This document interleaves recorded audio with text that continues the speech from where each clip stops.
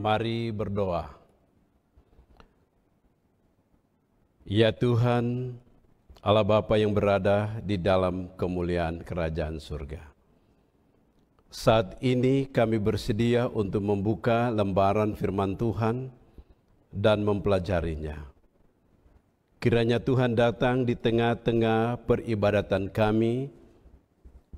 Kiranya Tuhan kuasai kehidupan kami. Kiranya Tuhan sucikan hati dan kepikiran kami, sehingga firman-Mu yang kami peroleh menjadi berkat bagi kami, membawa kemuliaan dan kebesaran bagi nama Tuhan. Dalam nama Yesus hamba-Mu berdoa. Amin. Selamat hari Sabat, Bapak Ibu, Saudara sekalian, umat Tuhan, di mana saja Anda berada.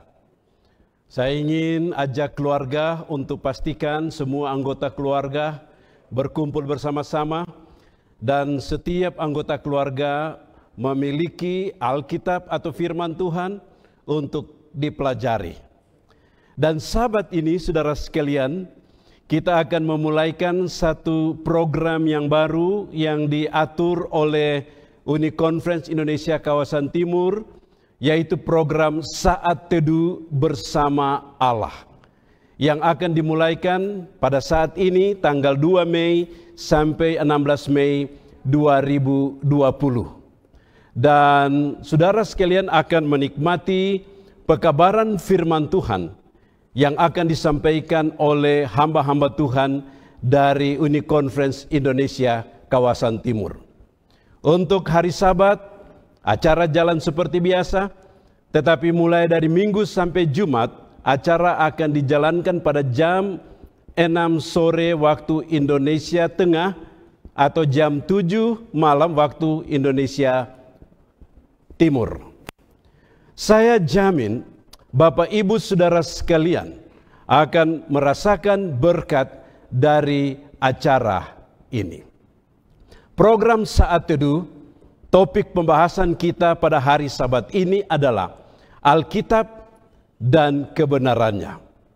Berbicara tentang Alkitab, pagi hari ini kita mendapatkan pekabaran penting dari diskusi pelajaran sekolah Sabat yang sudah dibagikan oleh 3 hamba Tuhan. Beberapa Sabat yang lalu kita juga belajar tentang Alkitab.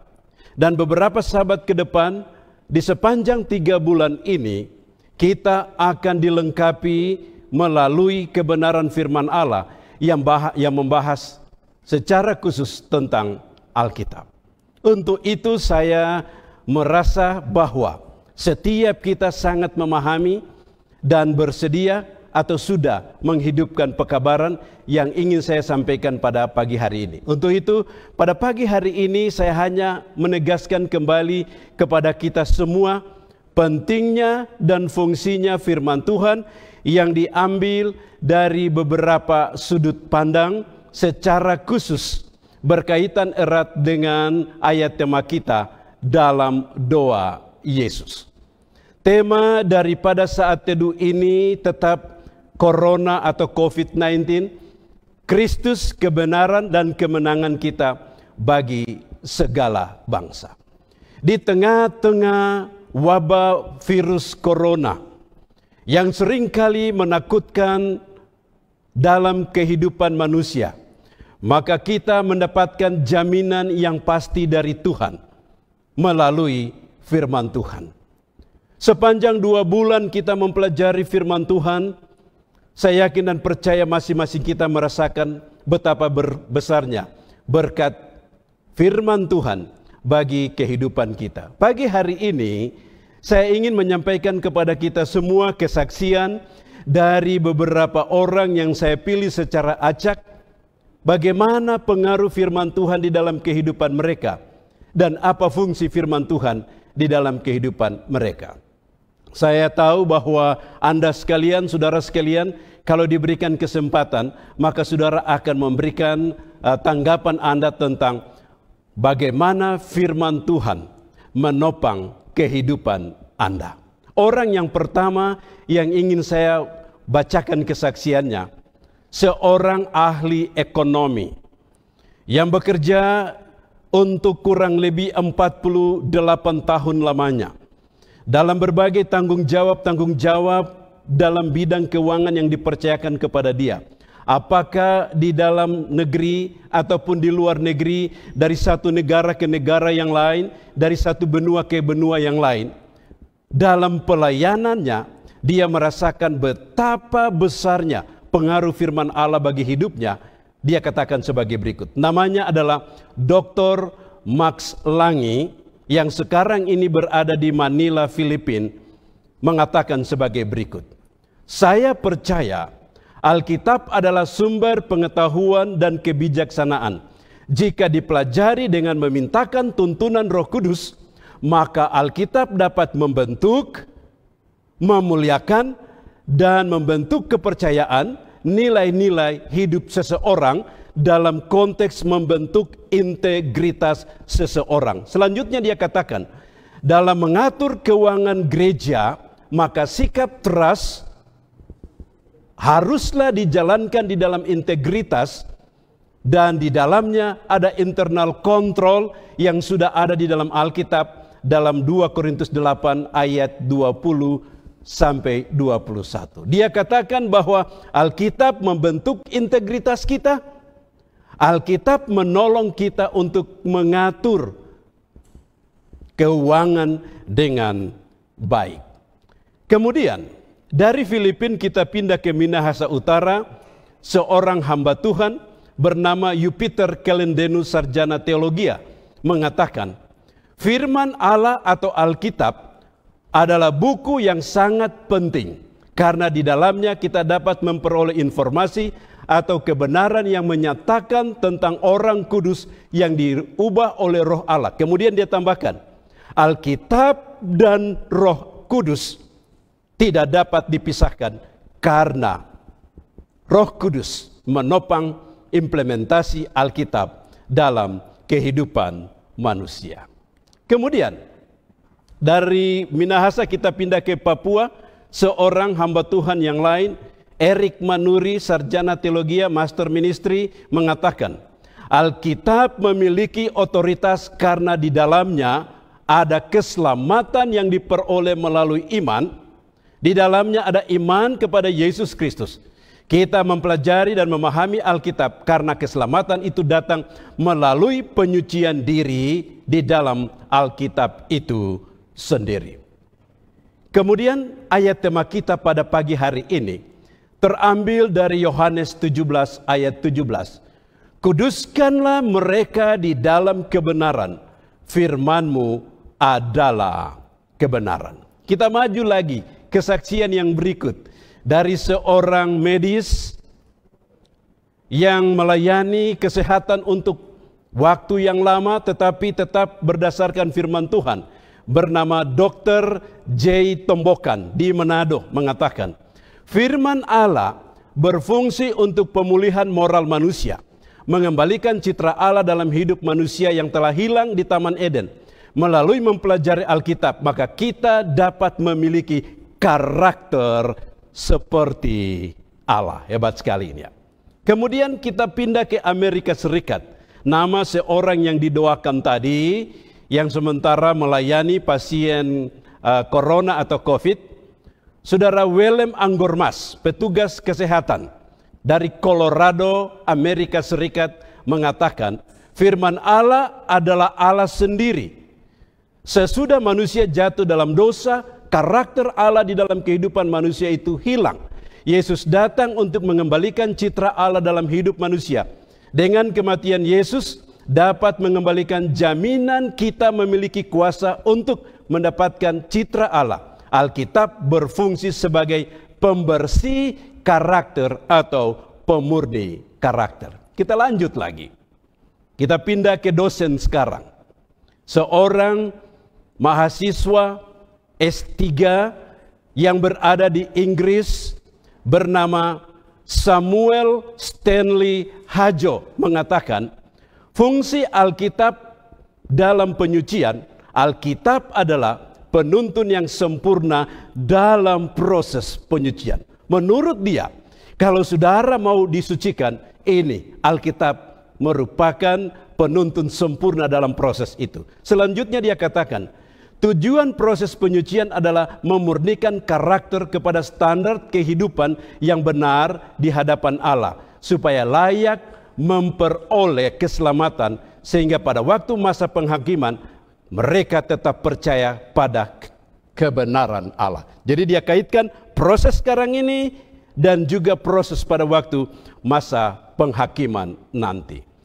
Kita lanjut lagi, kalau tadi orang dewasa kita datang kepada orang-orang muda, saya pilih seorang mahasiswi yang berkuliah di Michigan State University, S2 Gizi, yang bernama Chelsea Juliane Bindosano, memberikan komentar tentang Alkitab sebagai berikut. Alkitab adalah penuntun kita. Alkitab menolong kita untuk membedakan yang baik dan yang jahat. Kemudian menurut dia, kalau berhubungan dengan penyucian diri atau terbebas dari kuasa dosa, Alkitab memberikan janji-janji yang dapat kita tuntut dalam masa sukar, di mana kita dapat bergantung. Melalui Alkitab, kita dapat melihat perubahan hidup setiap hari menjadi seperti Yesus Kristus atau tidak. Jadi menurut dia, di dalam proses penyucian diri ini, tiap hari kita bisa lihat, kita ini berubah seperti Yesus atau tidak. Ini standarnya. Kita melihat akan Alkitab itu. Kemudian saya tutup dengan seorang remaja yang bersekolah di Adventist University Philippine Academy, grade 12, jurusan ilmu alam, bernama John Hilary Windewani, mengatakan, Alkitab adalah standar iman saya dan bermanfaat untuk menuntun saya dalam pembentukan karakter. Alkitab adalah sumber pengetahuan, ya. Seorang siswi berpikir dan mengetahui bahwa Alkitab adalah sumber pengetahuan. Kemudian dia katakan, bagi saya Alkitab itu buku yang hebat. Saya selalu diingatkan oleh mama saya untuk baca Alkitab setiap pagi sesudah bangun tidur dan malam sebelum tidur. Bapak Ibu Saudara sekalian, dari pengalaman-pengalaman yang dikatakan oleh beberapa orang yang saya ambil secara acak, di dalam ataupun di luar negeri, dalam profesi yang berbeda-beda, dari yang tua sampai yang muda, semua memberikan pengalaman betapa pentingnya, betapa hebatnya Alkitab bagi kehidupan manusia. Ayat tema kita pada pagi hari ini, Yohanes 17 ayat 17. Kuduskanlah mereka di dalam kebenaran, firman-Mu adalah kebenaran. Kuduskanlah mereka di dalam kebenaran, firman-Mu adalah kebenaran. Untuk memahami latar belakang dari Yohanes 17 ayat 17 ini, mari kita lihat sedikit apa latar belakangnya. Yohanes 17 ayat 1 sampai 26 adalah perikop yang berbicara tentang Yesus menyimpulkan misinya dan menyatakan siapa dia sesungguhnya dan harapan yang diberikan bagi umat-umatnya. Yohanes pasal 17 ayat 1 sampai ayatnya yang ke-26 berbicara tentang 3 fase. Fase yang lalu berbicara tentang Allah. Fase yang sekarang atau di zaman Yesus pada saat itu berbicara tentang pelayanan Yesus dan murid-muridnya. Kemudian fase yang akan datang, yaitu kita pada saat ini dan seterusnya, berbicara tentang umat Allah dan keselamatan mereka. Bagian ini adalah doa pengantaraan Yesus dalam perpisahan dengan mereka sesudah masa pelayanannya dalam memenuhi misi penyelamatan jiwa-jiwa. Ini dimulaikan dari ruang atas, perjamuan malam mereka bersama-sama, kemudian ke Taman Getsemani dalam pergumulan menghadapi kematian, kemudian penyaliban, kemudian dikubur, kemudian Yesus dibangkitkan, kemudian Yesus naik ke surga. Seorang yang bernama Bengel mengatakan bahwa dari semua pasal di dalam Alkitab, Yohanes 17 adalah pasal yang sangat mudah dari bentuk kata-kata bila dibaca, namun memiliki makna yang sangat dalam. Memiliki makna yang sangat dalam. Salah satu makna yang sangat dalam, itulah yang akan kita pelajari pada saat ini tentang Alkitab dan kebenarannya yang saya angkat dari sudut pandang doa Yesus dalam Yohanes 17 ayat 1 sampai ayat yang ke-26. Yohanes pasal 17 ayat tema kita tadi katakan, kuduskanlah mereka di dalam kebenaran, firman-Mu adalah kebenaran. Apa yang dimaksud dengan kebenaran? Yohanes 14 ayat 6, Yesus katakan, akulah jalan dan kebenaran dan hidup. Jadi, berbicara tentang kebenaran, kita bicara tentang Yesus. Yesus sendiri, apa yang disampaikan, firman-Nya adalah kebenaran, dan Yesus datang ke atas dunia ini diutus oleh Allah Bapa, membawa kebenaran itu supaya setiap orang yang percaya kepadanya dapat memperoleh keselamatan. Kemudian Yohanes 17 ayat 17, kuduskanlah mereka di dalam kebenaran, firman-Mu adalah kebenaran. Firman Allah adalah kebenaran. Jadi, pada waktu kita bicara kebenaran, kita bicara Yesus, kita bicara firman-Nya adalah kebenaran. Alkitab adalah kebenaran Allah yang kita pelajari di sepanjang 3 bulan ini, dan izinkan saya memberikan ringkasan fungsi Alkitab dari sudut pandang doa Yesus yang dituliskan dalam Yohanes 17 ayat 1 sampai ayatnya yang ke-26. Mari buka Alkitab kita. Bapak Ibu Saudara sekalian, pastikan setiap anggota keluarga ada Alkitab, dan mari kita buka bersama Yohanes pasal yang ke-17. Yohanes pasal yang ke-17, kalau saudara lihat perikop di atas, perikop dalam bahasa Indonesia menuliskan doa Yesus untuk murid-muridnya. Tapi saudara-saudara yang punya Alkitab bahasa Inggris, Alkitab bahasa Inggris membagi perikop ini dalam 3 judul yang berbeda-beda yang merupakan pokok doa Yesus. Yang pertama, Yesus berdoa untuk dirinya sendiri. Yohanes 17 ayat 1 sampai ayat yang ke-5. Yang kedua, Yesus berdoa untuk murid-muridnya. Yohanes 17 ayat 6 sampai ayat yang ke-19. Yang ketiga, Yesus berdoa untuk semua orang percaya. Ayat 20 sampai ayat yang ke-26.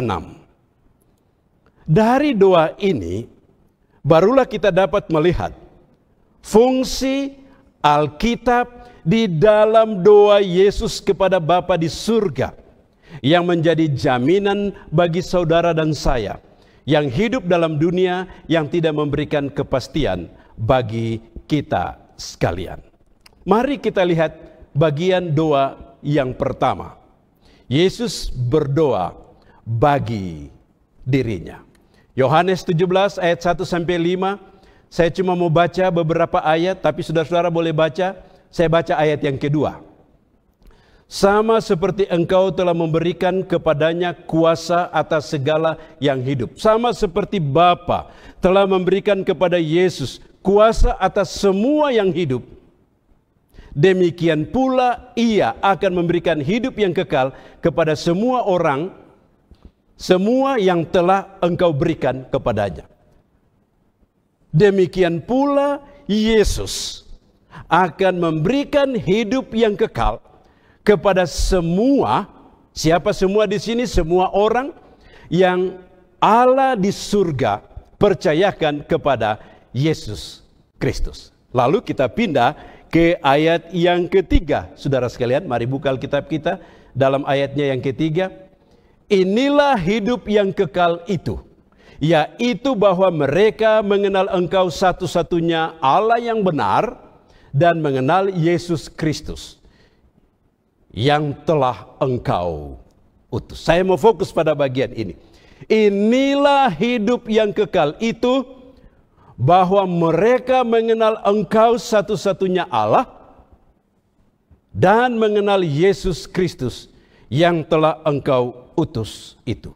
Jadi, dalam doa Yesus kepada Bapanya di surga tentang dirinya sendiri, dia masih tetap menyempatkan bagian manusia di dalamnya, dan dia memberikan satu prinsip supaya manusia dapat memperoleh hidup yang kekal. Ini hidup yang kekal, harus mengenal Allah, harus mengenal Yesus Kristus. Kemudian ayat 4 dia katakan sebagai berikut. Aku telah mempermuliakan engkau di bumi dengan jalan menyelesaikan pekerjaan yang engkau berikan kepadaku untuk melakukannya. Yesus di dalam doa itu, oleh karena dia berada pada masa transisi pelayanan kepada penderitaan dalam wujud misi penyelamatan, dia katakan bahwa aku telah mempermuliakan engkau Bapa di bumi dengan jalan menyelesaikan pekerjaan yang engkau percayakan kepadaku. Pertanyaan saya di sini adalah, apakah pekerjaan yang dipercayakan Allah kepada Yesus? Kalau kita undur pada ayatnya yang ketiga.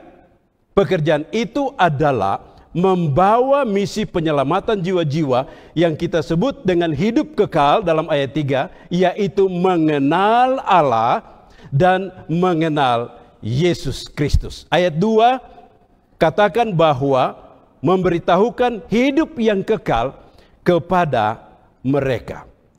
Jadi, misi penyelamatan di sini adalah Yesus datang di atas dunia ini membawa misi hidup kekal.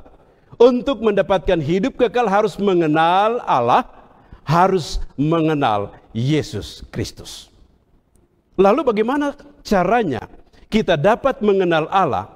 Bagaimana caranya kita dapat mengenal Yesus Kristus? Boleh jadi saudara katakan bahwa kita bisa lihat melalui alam, itu benar. Kita boleh dapat melalui mimpi, itu benar. Ataupun Allah memberi kesan di dalam kehidupan kita, itu benar.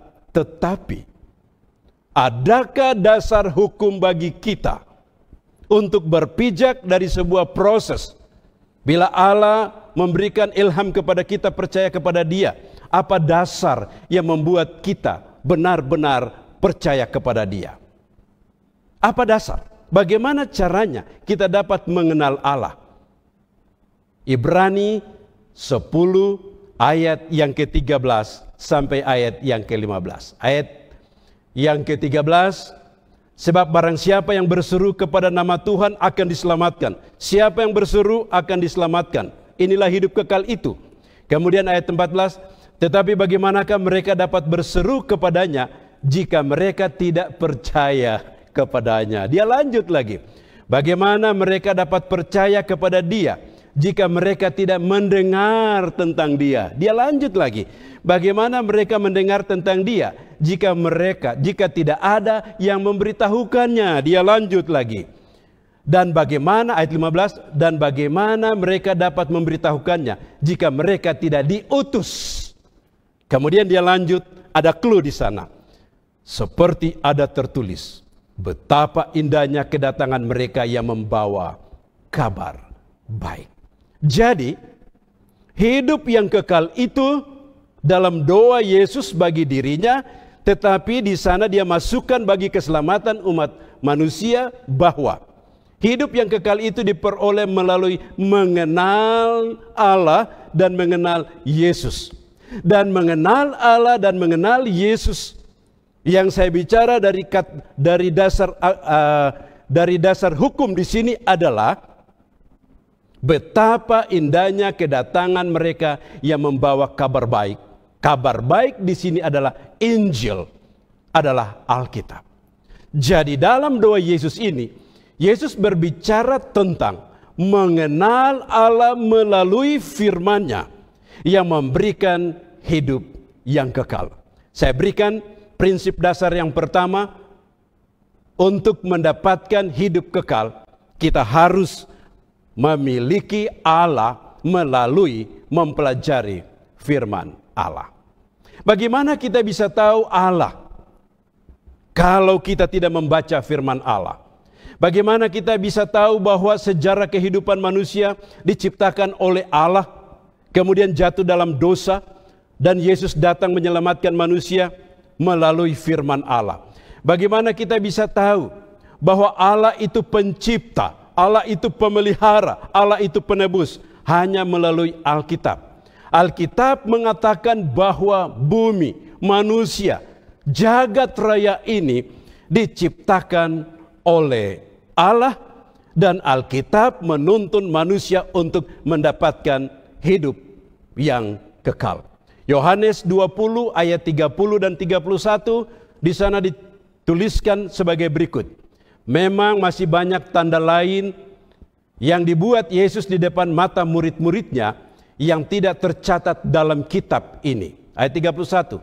Tetapi semua yang tercantum di sini telah dicatat supaya kamu percaya bahwa Yesuslah Mesias, Anak Allah, dan supaya kamu oleh imanmu memperoleh hidup dalam namanya.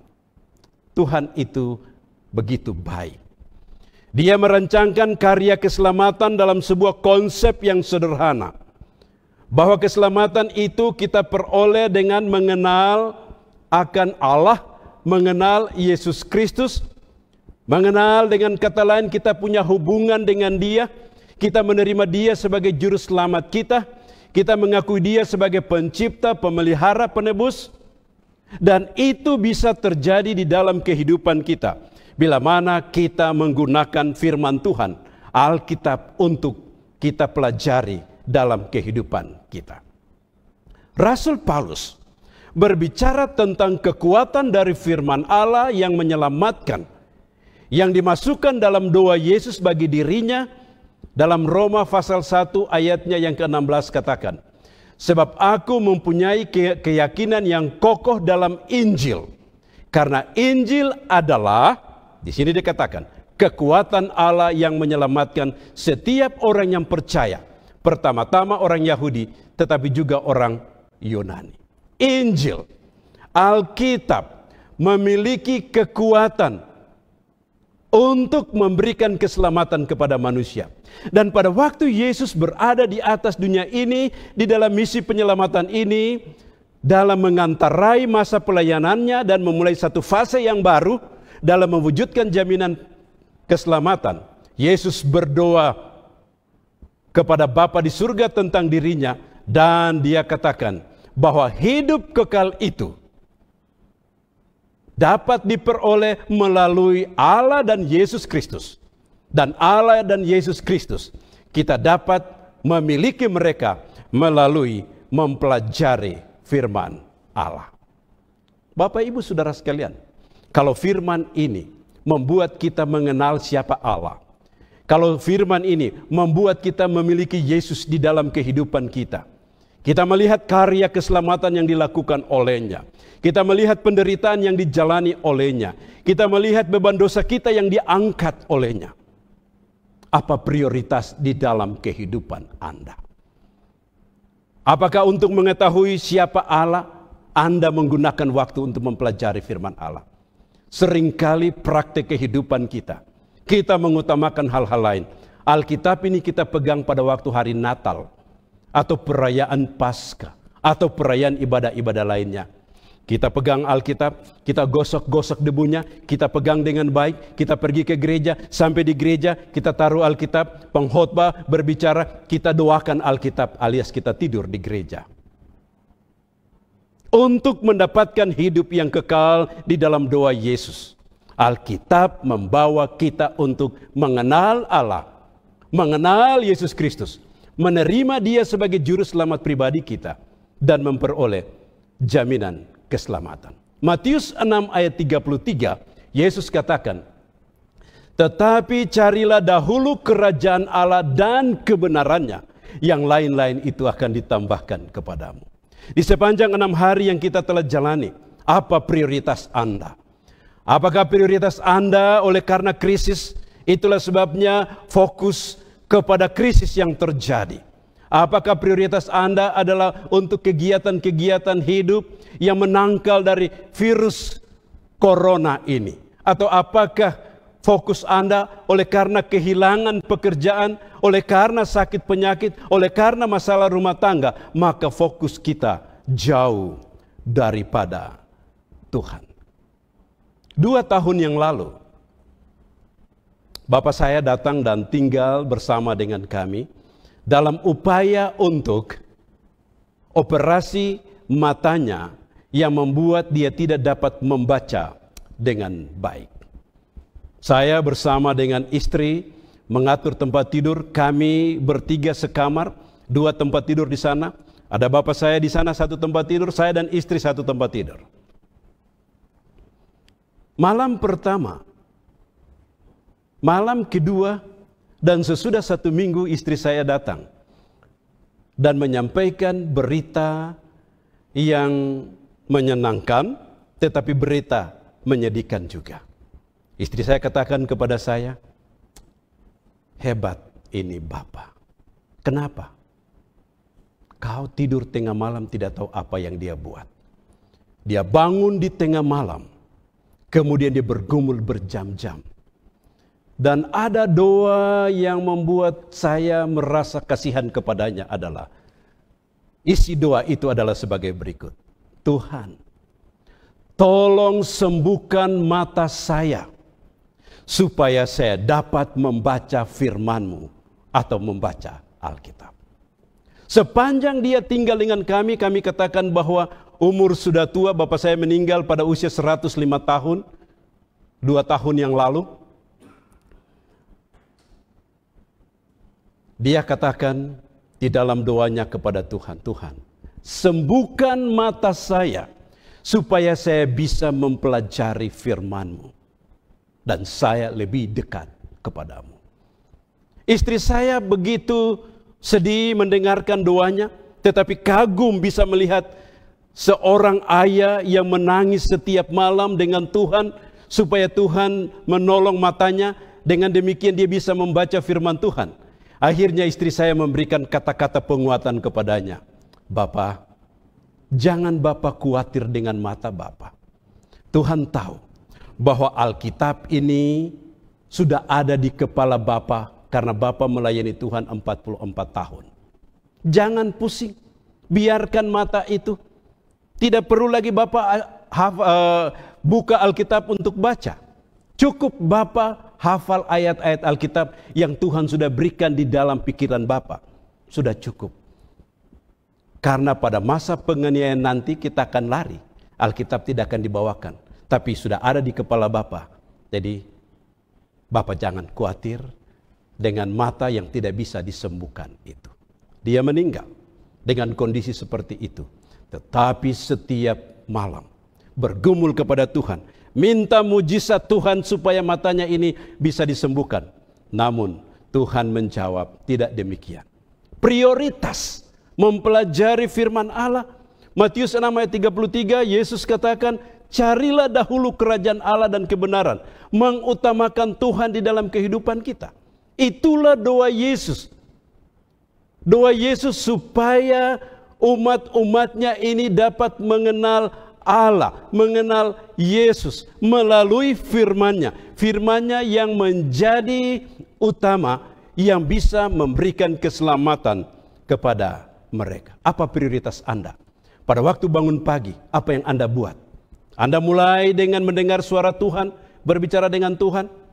Atau Anda mulai dengan pekerjaan, beban pikiran yang banyak?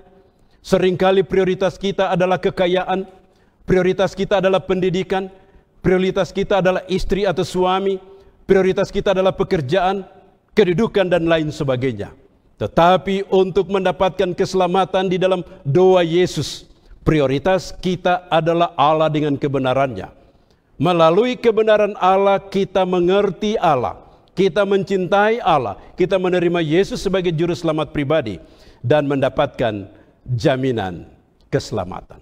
Rasul Paulus memberikan nasihat kepada Timotius.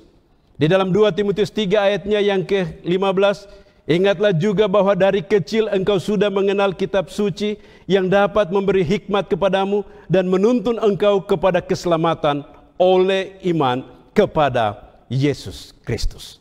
Dari kecil, orang tua ajar anak-anak kita untuk mengenal Yesus melalui firman-Nya dari kecil. Jangan tunggu mereka besar. Walaupun mereka baru saja dilahirkan, kita harus baca cerita Alkitab untuk mereka. Walaupun mereka itu belum masuk dalam pendidikan, kita harus baca Alkitab untuk mereka. Kita tanamkan kebenaran di dalam kehidupan mereka. Oleh karena melalui kebenaran ini, mereka akan dibawa untuk diselamatkan. Kemudian, Rasul Paulus juga berbicara tentang kuasa daripada Alkitab ini. Dalam Roma 1 ayatnya yang ke-16. Sebab aku mempunyai keyakinan yang kokoh dalam Injil. Karena Injil adalah kekuatan Allah yang menyelamatkan setiap orang percaya. Pertama-tama orang Yahudi tetapi juga orang Yunani. Alkitab memiliki kekuatan untuk memberikan keselamatan kepada saudara dan saya. Pertanyaan saya adalah, apakah saudara punya Alkitab di rumahmu? Kalau saudara punya Alkitab di rumahmu, apakah saudara sudah mempelajari Alkitab itu? Apakah saudara gunakan waktu khusus untuk bermeditasi dengan Tuhan di dalam mempelajari firman Allah? Apakah saudara memiliki kerinduan untuk mempelajari firman Tuhan seperti pengalaman dari bapak saya? Saudaraku, Alkitab memberikan jawaban atas keselamatan kita. Mari kita gunakan waktu untuk mempelajari, mengerti, dan menghidupkan firman Tuhan. Bagian doa yang kedua. Kalau saudara mulai dari ayat 6, mari kita buka Alkitab kita dalam Yohanes pasal 17 ayat 6 sampai ayat 19. Saya cuma mau lompat-lompat. Ayat 6. Aku telah menyatakan namamu kepada semua orang yang engkau berikan kepadaku dari dunia.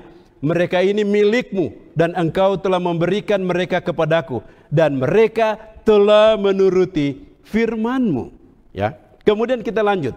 Ayat yang ke-8. Sebab segala firman yang engkau sampaikan kepadaku telah kusampaikan kepada mereka dan mereka telah menerima. Aku telah menyampaikan firman kepada mereka, mereka menerima firman itu. Kemudian saya pindah ke ayat yang ke-17. Kuduskanlah mereka dalam kebenaran. Firman-Mu adalah kebenaran.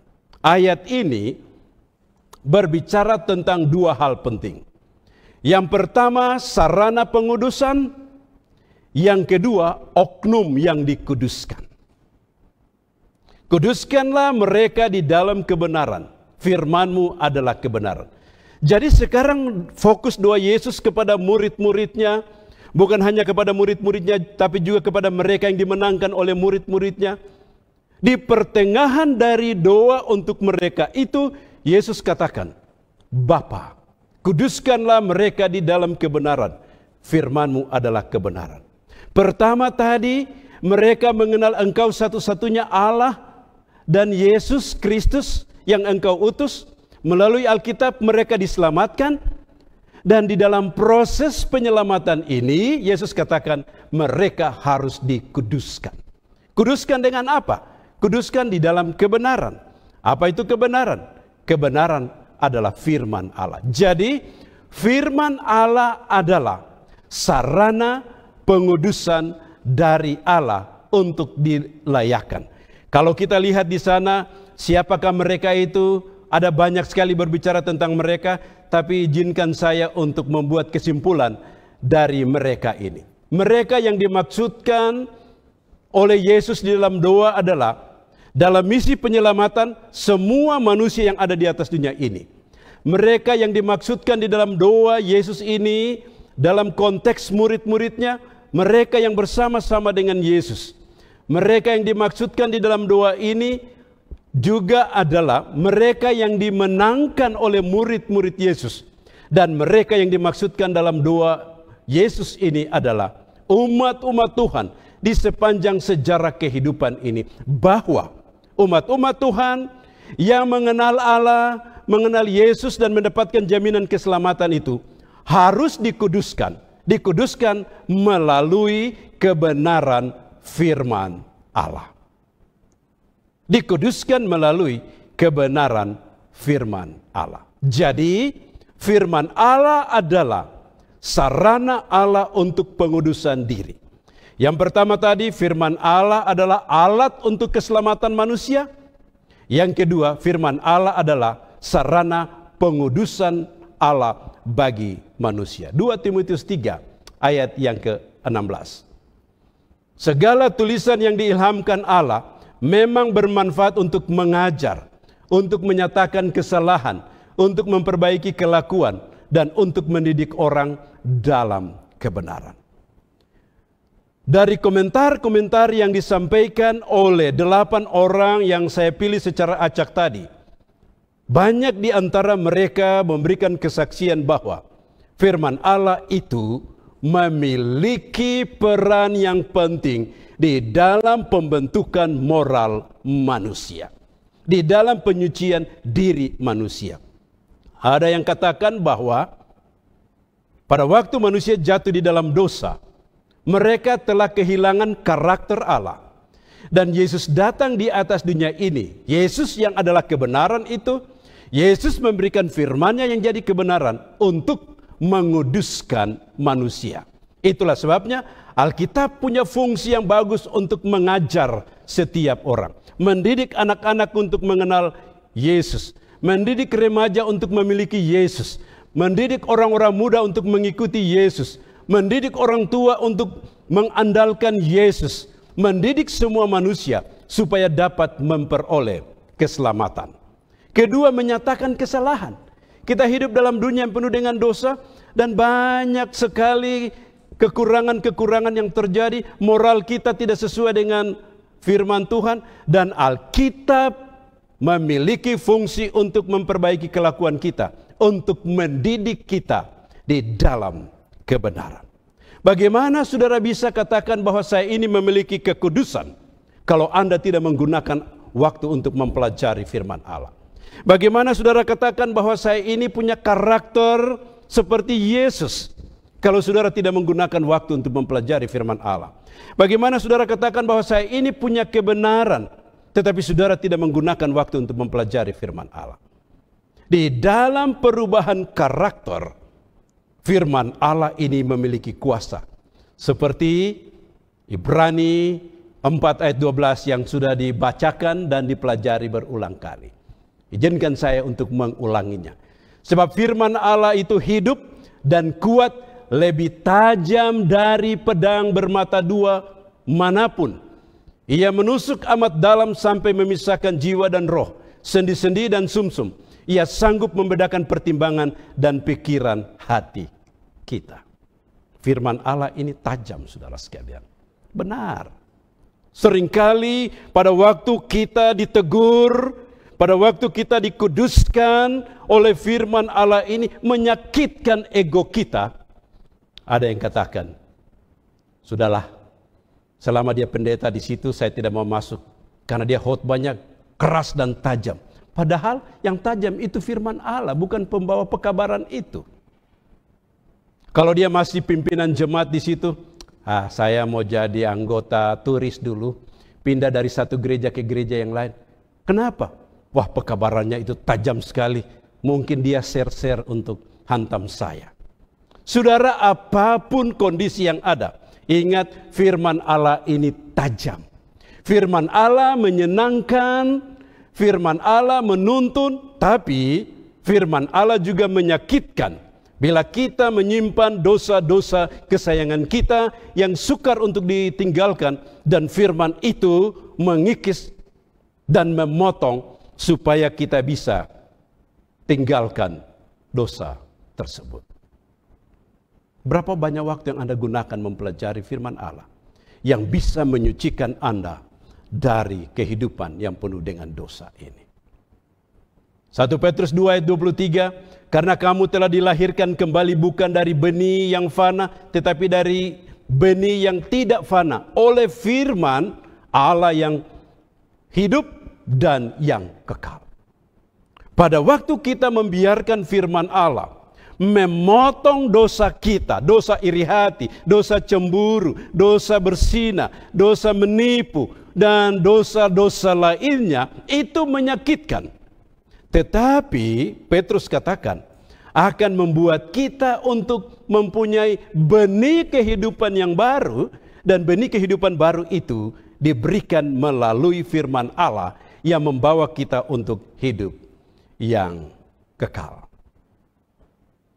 Izinkan saya memberikan ilustrasi dari cerita pengalaman hidup. Sebelum menikah, istri saya seorang dosen di Adventist University of the Philippines. Suatu waktu dia melihat ada anjing yang beranak, atau ya anjing yang beranak, kemudian melahirkan 2 ekor anjing. Lalu dia ambil satu. Dia coba untuk ajar ini anjing ini. Singkat cerita, saudara, waktu kita tinggal sedikit, singkat cerita dia atur, dia didik anjing ini sampai anjing ini seperti manusia. Jadi waktu kami menikah, anjing ini dianggap seperti anak, saudara sekalian. Anjing ke toilet, dia tahu. Anjing tidur di kasur, dia tahu. Anjing makan di piring, dia tahu. Pergi ke gereja, anjing ke gereja. Anjing bawa Alkitab, anjing bawa sekolah sahabat. Sampai di gereja, saya, anjing, kemudian istri saya. Dan anjing ini sama dengan manusia. Lalu infanteri Filipina, tentara di Filipina, mereka datang dan mereka mau tukar anjing ini dengan 2 anjing helder yang besar-besar. Saya katakan tidak bisa. Kekurangan anjing ini adalah tidak tahu berkelahi, saudara sekalian. Tetapi pola hidup anjing ini seperti manusia. Saya bikin kontak lampu di dalam rumah, kamar kami tinggal. Saya turunkan kontaknya di bawah dan saya ajar anjing ini untuk kontak lampu. Jadi waktu kami keluar, kami suruh dia padam lampu, dia padam. Waktu kami datang, kami ketuk pintu, suruh dia nyalakan lampu, dia nyalakan. Dan hidup anjing ini sama dengan manusia. Orang kagum melihat anjing yang namanya Paps. Suatu ketika, sesudah menikah 3 bulan, istri saya mengandung. Pada waktu mengandung, ya, selera makan itu berubah-ubah. Tengah malam minta apel dan lain-lain. Suatu kali dia katakan kepada saya suka makan telur campur sauris. Jadi saya pergi ke kios, beli telur, beli sauris, pulang, kemudian saya goreng. Oleh karena saya putar apinya ini panas sekali, jadi bau di seluruh rumah itu, di dalam ruangan itu, bau sauris campur telur goreng. Sudah siapkan, bawa kepada istri saya, dan saya berikan kepada dia, saya katakan, nikmati ini, menu yang engkau mintakan. Dia keluar kamar, kemudian cuci tangan, kembali dengan selera makan yang besar untuk memakan makanan itu. Tiba-tiba saya dengar suaranya lain. Dia menangis. Menangis dia. Tidak ada telur campur sauris. Mana itu telur campur sauris? Mana? Cuma dia sendiri di dalam kamar. Saya cari-cari, saya temukan anjing kami ini sudah makan telurnya. Kenapa dia makan? Karena bau sauris. Bau sauris ini membuat sifat kebinatangannya yang sudah hilang itu kembali. Dan saat itu saya anggap dia kembali seperti binatang. Sama dengan kita dalam kehidupan kita. Seringkali bau dosa, kesenangan buat dosa, kalau datang di dalam kehidupan kita, sukar sekali untuk kita tangkal. Dan bagi orang-orang muda, apa alat penangkal di dalam menghadapi kondisi dunia yang tidak memberikan kepada kita situasi yang baik untuk menjaga karakter kita. Mazmur 119 ayat 9, dengan apakah seorang muda mempertahankan kelakuannya bersih? Dengan menjaganya sesuai dengan firman. Jadi dengan menjaga firman Allah, maka firman Allah akan membuat karakter kita lebih baik. Untuk anak-anak, Amsal 22 ayat 6, didiklah anak-anak menurut jalan yang patut baginya, sehingga pada masa tuanya dia tidak akan menyimpan dari jalan ini. Yang memiliki anak-anak, didik anak-anakmu di dalam kebenaran. Seperti Brian Bindosano, baru punya satu anak, didik anakmu di dalam kebenaran. Claudia Sakul Kasenda, didik anakmu di dalam kebenaran. Karena itulah yang menjadi modal mereka di dalam menghadapi hidup di masa-masa yang sama seperti engkau ya Bapa di dalam aku dan aku di dalam engkau, agar mereka juga di dalam kita, supaya dunia percaya bahwa engkau yang telah mengutus aku. Dalam doa Yesus ini, dia berbicara tentang persatuan di dalam kehidupan orang-orang percaya. Apa yang membuat sehingga mereka bisa bersatu? Yesus katakan supaya mereka menjadi satu sama seperti engkau dan aku satu. Menjadi satu dalam hubungan yang harmonis seperti Allah Bapa, Anak dan Roh Kudus. Kalau kita ini bisa satu, maka murid-murid ini, orang percaya ini, mereka harus satu. Lalu, apa yang bisa membuat sehingga mereka yang dimenangkan di Amerika, dimenangkan di Afrika, dimenangkan di Eropa, dimenangkan di Asia, dimenangkan di berbagai tempat di atas seluruh dunia ini, bisa menjadi satu dalam satu keluarga besar umat Allah. 1 Petrus 1 ayat 22. Karena kamu telah menyucikan dirimu oleh ketaatan kepada kebenaran, ketaatan kepada Alkitab, sehingga kamu dapat mengamalkan kasih persaudaraan yang tulus ikhlas. Hendaklah kamu sungguh-sungguh saling mengasihi dengan segenap hatimu. Jadi, Petrus katakan bahwa mereka yang dilahirkan, mereka yang menerima Yesus di berbagai tempat di seluruh dunia ini bisa satu oleh karena kebenaran firman Allah. Dan pada waktu mereka disatukan oleh kebenaran firman Allah, terikat kasih persaudaraan dalam hidup mereka. Alkitab adalah penyatu kehidupan.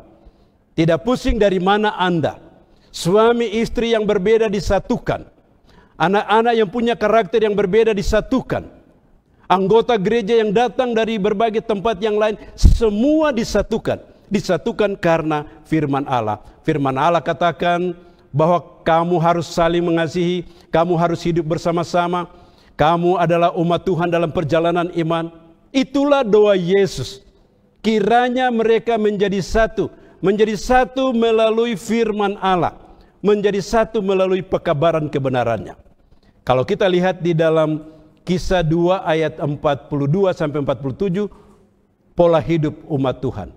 Orang-orang yang menerima firman Allah, memberi diri mereka dibaptis, dan jumlah mereka bertambah-tambah.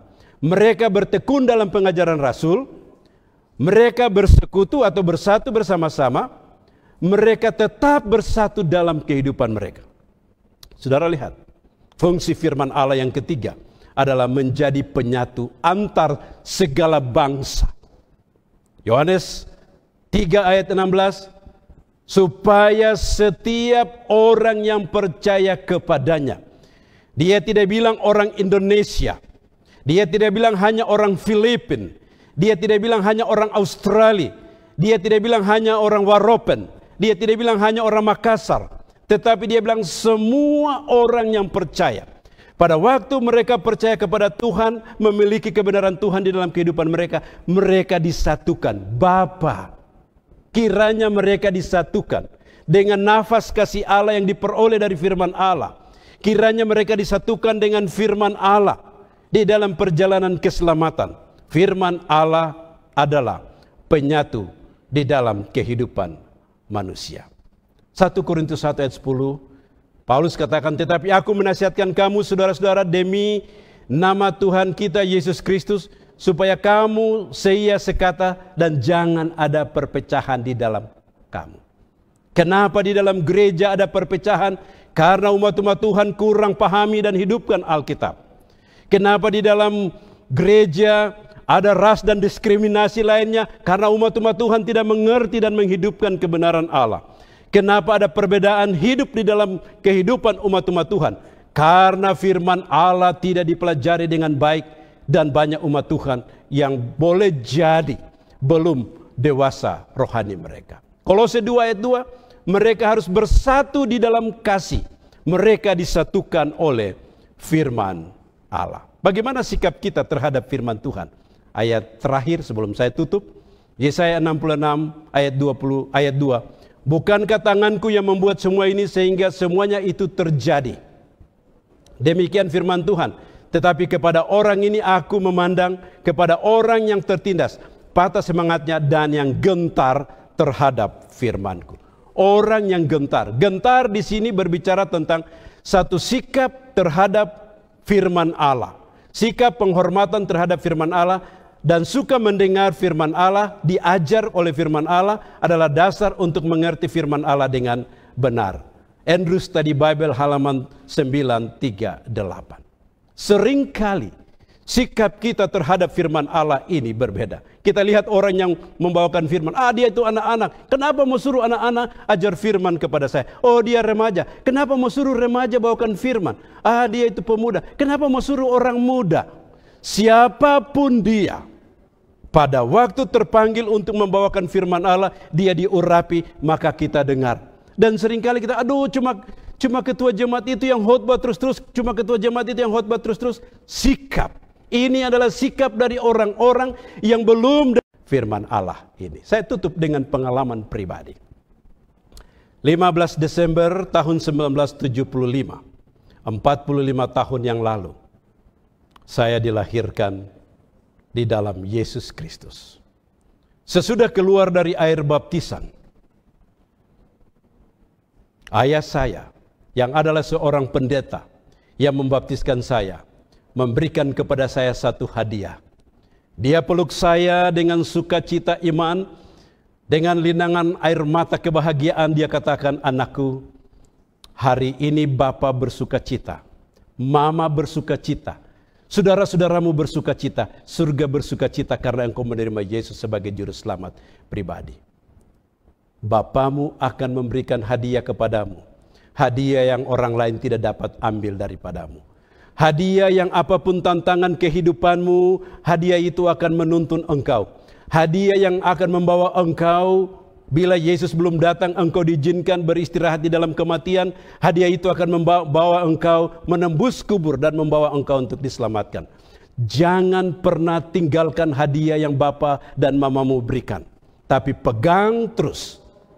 Hadiah itu adalah sebuah Alkitab. Mulai saat itu, saya memulai perjalanan kehidupan. 15 Desember saya dibaptiskan, saya dapat Alkitab. Tanggal 4 Januari saya tinggalkan rumah, pergi mengikuti pendidikan, dan memulai perjalanan kehidupan sendiri. Dan selama perjalanan hidup tanpa orang tua di samping sebagai pembimbing, Alkitab senantiasa menuntun saya untuk menghadapi tantangan kehidupan ini. Dan saya merasakan berkat-berkat di dalam perjalanan kehidupan ini oleh karena firman Allah yang sungguh ajaib dan luar biasa. Sesudah menikah, istri saya seorang yang mencintai Alkitab, yang memberikan dukungan, maka kami betul-betul merasakan betapa baik dan besarnya Tuhan dalam kehidupan kami, yang dituntun oleh firman Tuhan dalam seluruh aspek hidup. Pada waktu susah, pada waktu senang, kapan dan di mana saja, hidup kami ini dituntun oleh Allah melalui firman-Nya. Orang tua, apa hadiah terbaik yang Anda berikan kepada anak-anakmu? Berikanlah hadiah yang akan membawa mereka untuk mendapatkan hidup yang kekal. Berikanlah hadiah yang akan menjawab tantangan-tantangan moral yang mereka hadapi. Berikanlah hadiah yang membawa mereka dari dunia yang fana ini kepada hidup yang kekal. Untuk itu, mari jadikan Alkitab sebagai penuntun di dalam perjalanan hidup untuk diselamatkan. Jadikan Alkitab sebagai penyuci di dalam kehidupan kita. Jadikan Alkitab sebagai penyatu di dalam kehidupan kita melalui belajar mencintai Alkitab dalam seluruh aspek kehidupan kita. Allah berkati saudara, adalah doa saya pada siang ini.